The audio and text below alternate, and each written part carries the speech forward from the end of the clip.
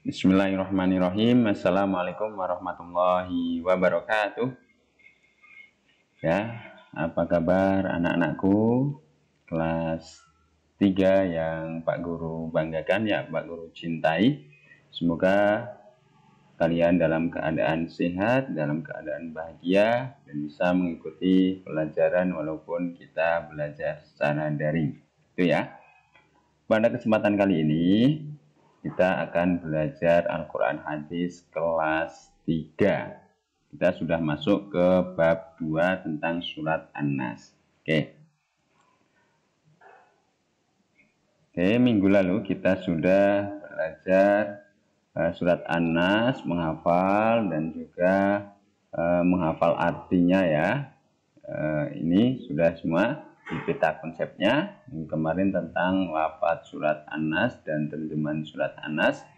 Untuk kali ini yaitu tentang penjelasan surat An-Nas berkaitan dengan nama surat An-Nas dan artinya, jumlah ayat surat An-Nas, dan kemudian isi kandungan surat An-Nas. Oke, itu pada kesempatan kali ini ya, kita akan belajar ini yang ketiga, penjelasan surat An-Nas.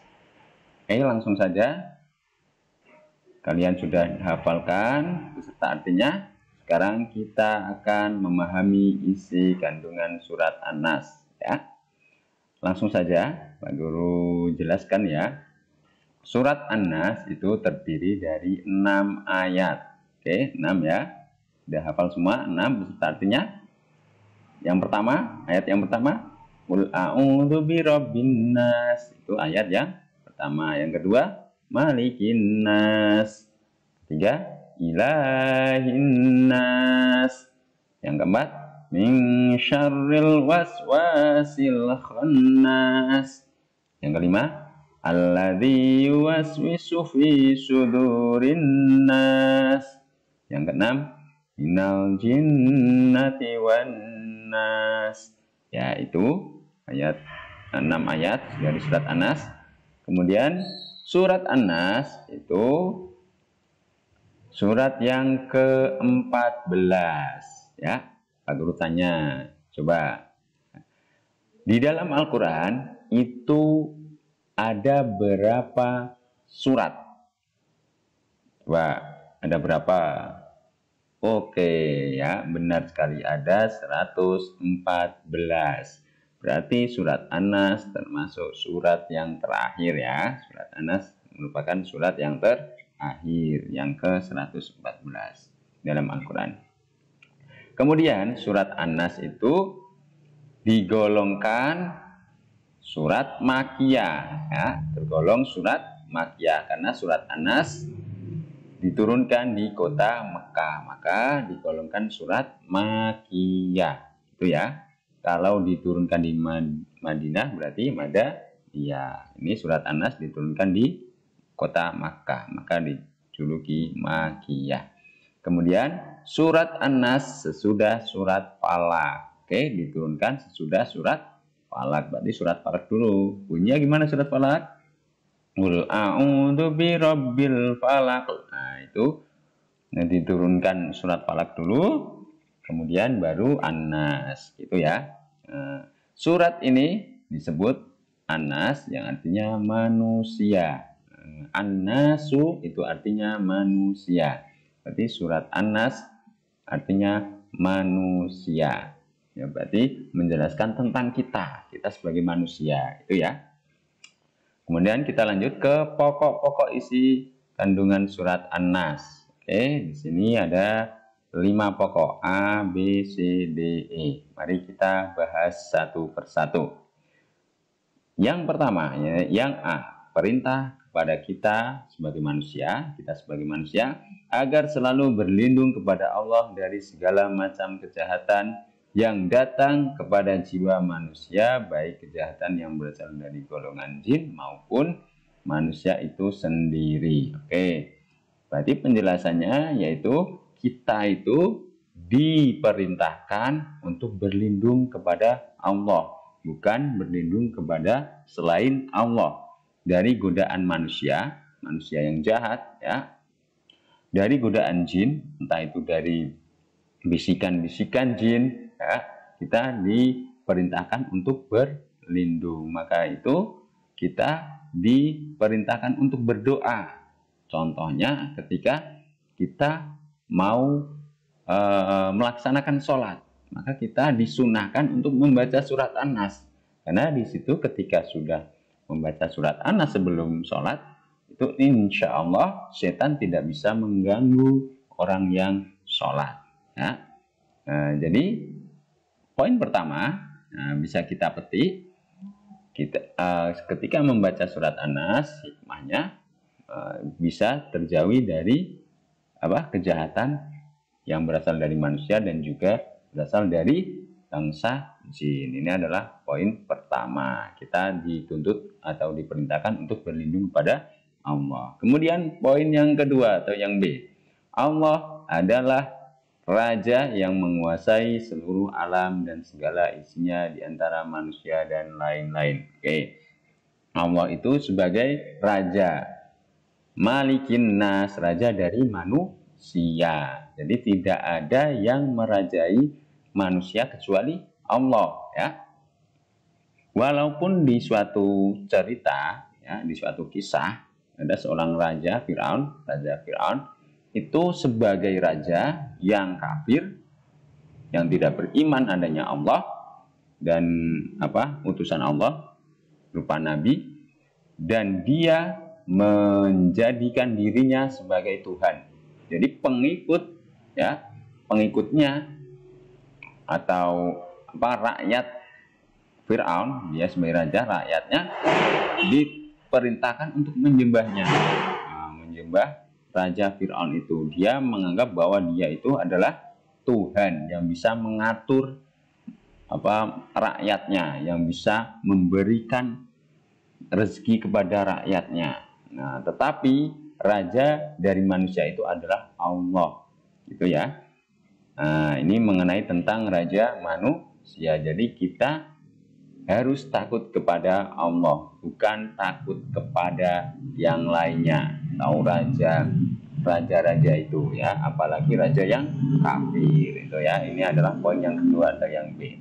Kemudian yang C, yang ketiga, Allah adalah Tuhan yang Maha Perkasa, Zat yang dimintai pertolongan dan perlindungan. Manusia dilarang meminta pertolongan kepada berhala, kepada pohon besar, kepada batu besar, karena termasuk perbuatan syirik atau menyekutukan Allah. Perbuatan syirik tergolong dosa besar yang tidak akan diampuni Allah. Oke, berarti pada garis besarnya bahwa kita itu berlindung kepada Allah dan tidak boleh meminta pertolongan selain Allah. Kita hanya meminta pertolongan selain Allah dan tidak boleh menyembah selain Allah, karena menyembah selain Allah itu termasuk dosa besar.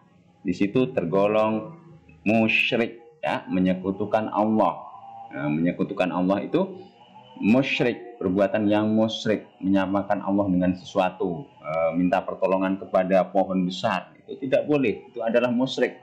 Minta pertolongan ya kepada Allah, ya, kita mendekatkan diri kepada Allah, taqarrub ilallah, dan minta pertolongan, berdoa, ya, insya Allah akan dikabulkan oleh Allah. Tidak kita menyembah atau kita meminta kepada batu besar atau pohon besar, ya, itu tidak diajarkan di agama kita, ya. Itu adalah perbuatan musyrik.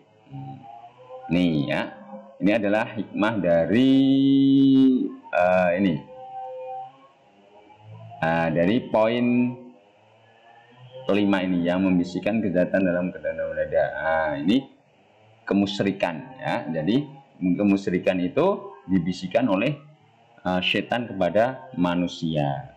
Kemudian yang keempat atau D, kalau kita rajin membaca surat An-Nas, maka Allah akan melindungi, maka insya Allah akan dilindungi oleh Allah dari ke segala kejahatan, baik yang timbul oleh gangguan jin maupun dari kejahatan yang timbul dari manusia. Jadi tadi seperti halnya nomor 1, seperti poin A, bahwa kita melafadzkan surat An-Nas, membaca surat An-Nas itu salah satu doa agar kita terhindar dari gangguan jin. dan juga gangguan manusia ataupun yang lainnya ya. Minta perlindungan kepada Allah dan membaca surat An-Nas, insya Allah kita akan dilindungi oleh Allah. Itu.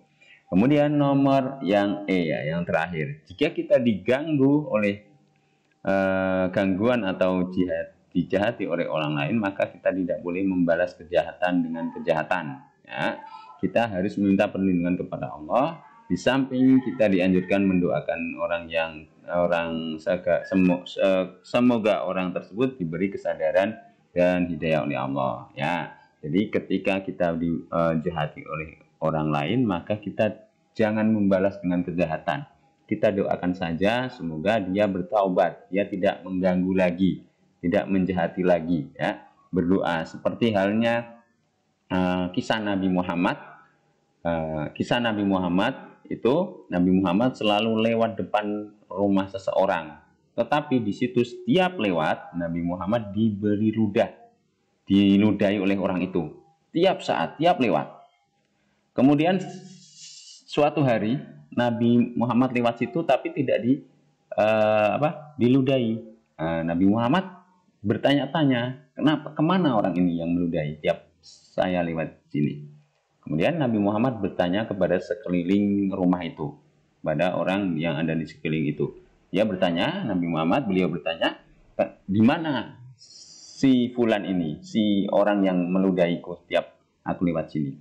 Orang itu menjawab, dia lagi sakit, berada di rumahnya. Kemudian Nabi Muhammad menjenguk orang yang meludahi itu. Jadi yang Nabi Muhammad diludahi, tapi Nabi Muhammad membalas dengan dia menjenguk dan mendoakan semoga lekas sembuh penyakitnya. Seketika sampai di rumahnya, orang yang sakit itu terharu balasan dari Nabi Muhammad. Setiap saat, tiap lewat saya meludahi, kok dibalas dengan ketika saya sakit dijenguk. Dan Nabi Muhammad termasuk orang yang pertama menjenguk orang yang meludahi itu. Seketika itu orang yang meludahi itu bersaksi bahwa tidak ada Tuhan selain Allah dan Muhammad adalah utusan Allah. Dia masuk Islam. Itu adalah hikmah daripada ketika kejahatan dibalas dengan kejahatan, maka akan saling berbalas dendam dan tidak akan putus kejahatan itu. Jadi ketika kejahatan harusnya dibalas dengan kebaikan, biar terputus, ada hikmah yang baik di kejadian itu ya. Itu adalah kisah Nabi Muhammad, perlu kita teladani kisah seperti itu ya. Mungkin itu dari Pak Guru materi pada kesempatan kali ini ya. Semoga bermanfaat apa yang Pak Guru sampaikan, dan kita akhiri pelajaran kali ini, materi pembelajaran kali ini dengan bacaan hamdalah bersama-sama. Alhamdulillahirabbil alamin. Oke, assalamualaikum warahmatullahi wabarakatuh.